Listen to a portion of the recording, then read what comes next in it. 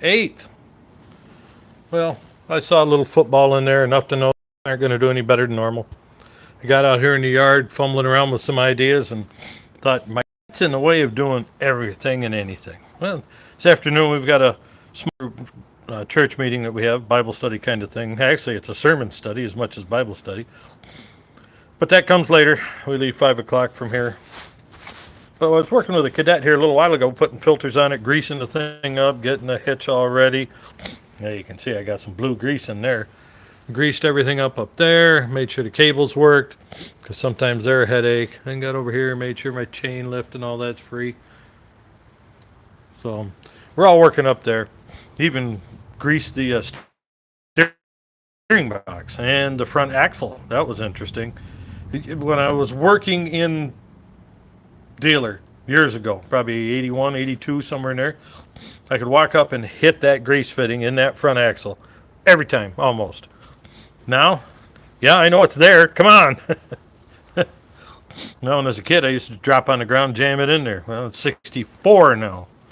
40, what, 44 years, almost 44 years removed.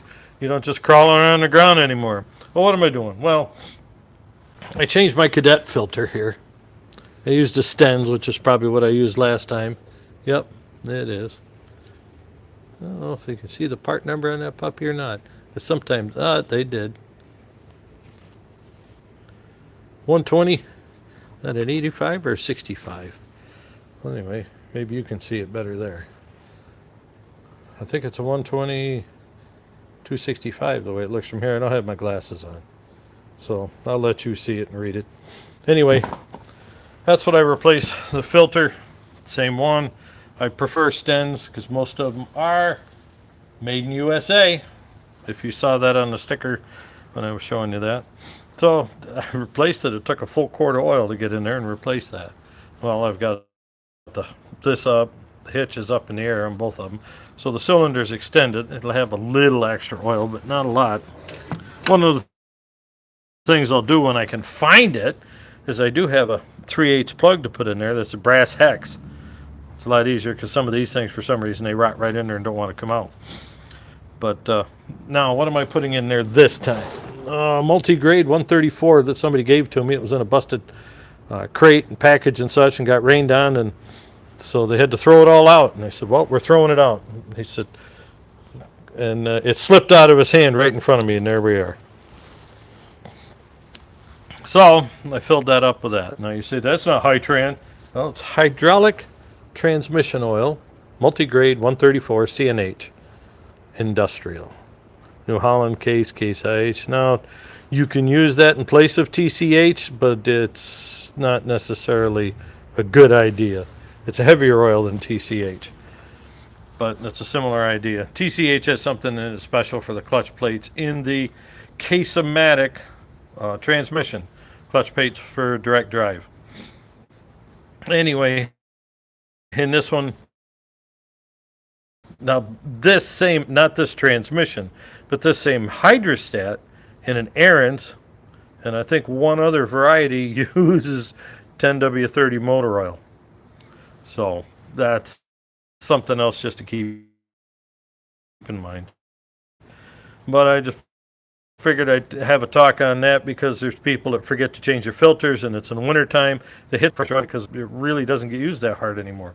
You might do a little spring plowing here and there, and that's about it. And it really doesn't do a lot. I take it to the woods, but I need it here at home more than the woods.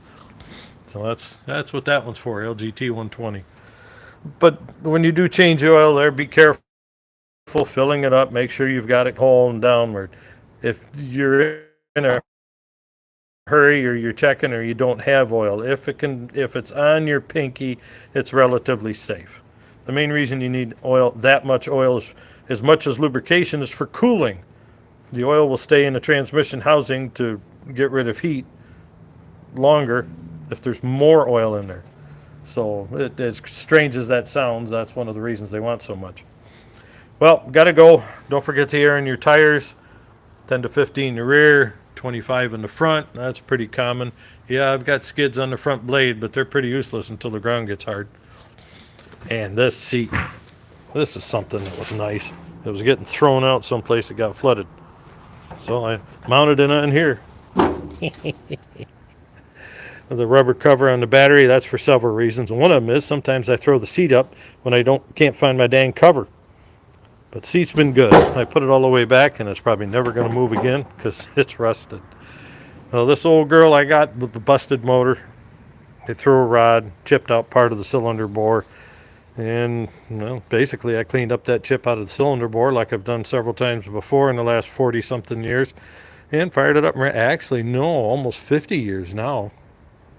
Yeah, 45, we'll go with that, because I was in Boise 76, 77, 78, and that's what we did on an engine there. Just filed it off, put it together, and ran beautiful. So anyway, time for me to take her out front. For those of you that I've talked to before, starter generator model like this one, I talked about charging the buggers. Now, this is your hot lead. It really is. It backfeeds the battery, but juice doesn't come out through it until you turn the solenoid on.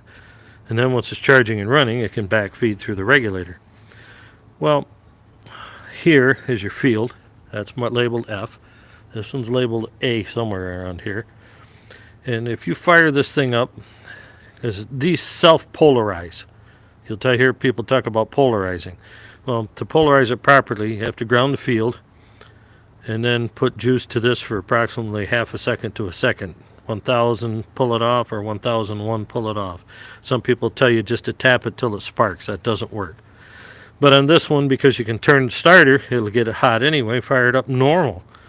It takes care of that problem.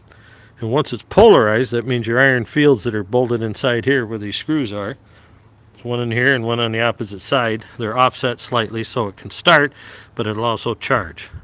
Now, if you're not sure about the charging, what you can do, because I had to do it for a summer or two, I couldn't afford a doggone expensive regulator until I found one I could afford.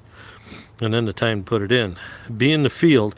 These are, I can't remember, there's an A circuit and a B circuit, and I believe this is what they would call a B circuit way back in the old days, 50 years ago. What that means is power comes from this post on the inside, goes through your field windings in series, and then comes back here. And there's no juice in the field windings themselves until this is grounded. And then power from here will go through there. It has enough resistance so it doesn't short. You can take a jumper lead from here and ground it someplace on the frame of the alternator, frame of the tractor, one of them, and that should go to full charge. These charge about 15 amps. So just so you can test it to see if it's even working, and if it does work, then you know it has a bad regulator in the back or bad wiring to it. Another one to remind some of you guys out there that are already freaking out, this can turn over and start the engine without generating any electricity. Don't be a fool and think otherwise. All right, there's your lesson for the day. I'll let you guys go.